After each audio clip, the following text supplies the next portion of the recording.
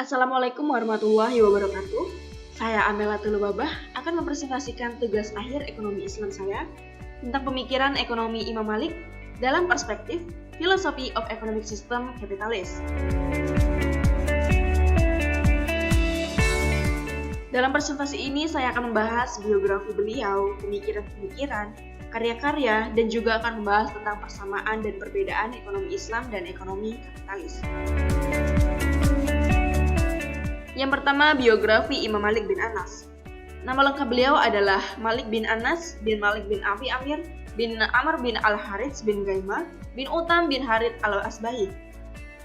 Beliau lahir pada tahun 93 Hijriah pada 711 Masehi di kota Madinah, dan beliau wafat pada tahun 179 Hijriah pada 795 Masehi dan dimakamkan di pemakaman Baqi Madinah.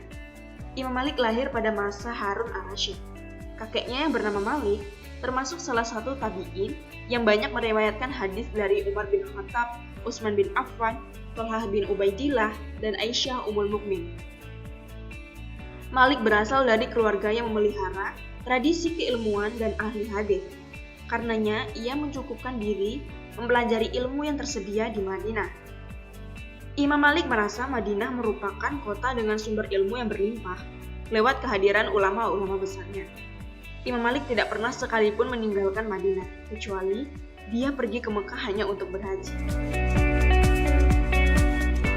Pada mulanya beliau memiliki cita-cita menjadi seorang penyanyi, tetapi ibunya melarang dan meminta Imam Malik untuk menjadi ilmu fikih dan harus meninggalkan cita-citanya tersebut. Dalam usia yang masih muda ini pun, Imam Malik sudah menguasai banyak ilmu, dan kecintaannya pada ilmu ini beliau menjadikan hampir seluruh hidupnya diabadikan dalam dunia pendidikan. Bahkan, beliau pun sudah dikenal sebagai sosok guru, sehingga beberapa khalifah pun pernah berguru kepadanya, seperti Al-Mansur, Al-Mahdi, Hadi Harun, dan Al-Ma'mun. Tidak hanya para khalifah saja, bahkan beberapa ulama besar pun pernah menimba ilmu kepada Imam Malik, seperti Imam Abu Hanifah dan Imam Syafi'i. Dan disebutkan pula bahwa murid terkenal Imam Malik ini mencapai 1.300 orang. Selanjutnya ada karya-karya beliau. Di antaranya adalah Al-Muwatta, Kitab Maktirah, Kitab Nujum, Hisab Madar Al-Zaman, Manzil Al-Qamar, Kitab Manasik, Kitab Tafsir Li-Gharib, dan lain sebagainya. Tetapi beberapa karyanya tersebut hanya dua yang sampai kepada kita, yaitu Al-Muwatta dan Al-Mudawanah Al-Kubra, yang berisi fatwa-fatwa dan jawaban Imam Malik atas berbagai persoalan yang ada. Al-Muwatta ini merupakan kitab pertama yang menghimpun hadis-hadis Nabi, karena orang-orang sebelum ini hanya mengandalkan hafalan saja. Hafalan Imam Malik ini pun sangat kuat, dan ini menjadikan faktor kesuksesannya.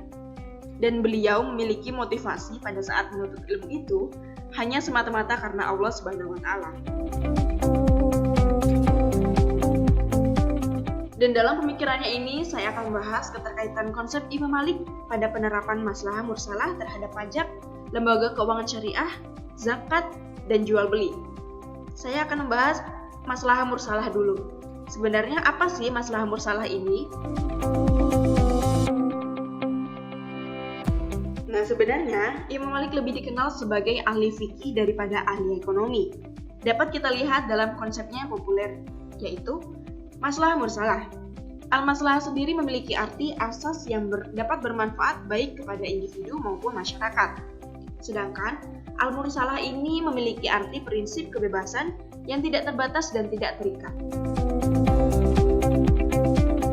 Selanjutnya saya akan membahas penerapan maslahah mursalah terhadap pajak. Imam Malik ini mengakui bahwa pemerintah Islam memiliki hak untuk memungut pajak demi terpenuhinya kebutuhan bersama, dan bila diperlukan, melebihi dari jumlah yang ditetapkan secara khusus dalam syariah. Pemungutan pajak ini pun diberlakukan guna untuk kesejahteraan masyarakatnya. Dan tidak hanya pajak saja, penerapan ini dapat mendirikan lembaga keuangan syariah, di mana sama halnya dengan lembaga keuangan pada umumnya, lembaga ini dibutuhkan bagi masyarakat untuk menimbun harta mereka atau melakukan transaksi pinjaman. Tapi beda halnya dengan bank konvensional. Maksudnya, jika lembaga keuangan syariah ini menerapkan sistem bagi hasil, bukan menerapkan bunga. Selanjutnya ada zakat dan jual beli. Menurut Imam Malik, pada zakat, beliau berpendapat bahwa zakat ini hanya dibagikan untuk golongan fakir dan miskin saja.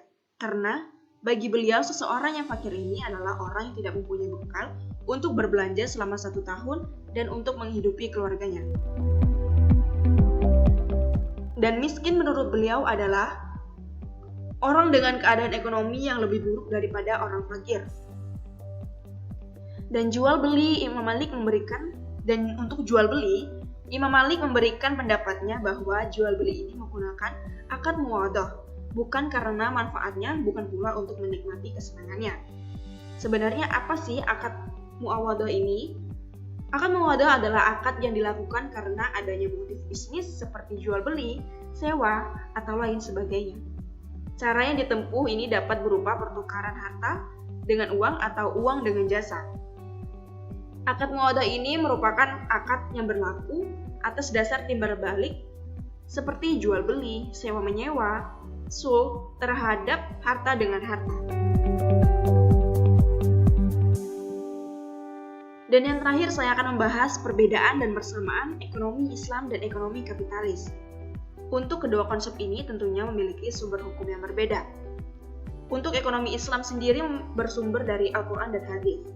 Dan Al-Quran dan Hadis ini memiliki nilai yang universal yang tidak hanya berisi kaidah-kaidah ekonomi saja, namun segenap dimensi kehidupan manusia pun ada.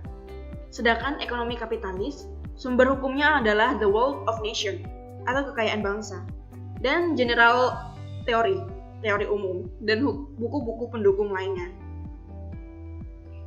Ilmu ekonomi kapitalis pun tidak didasarkan dengan wahyu.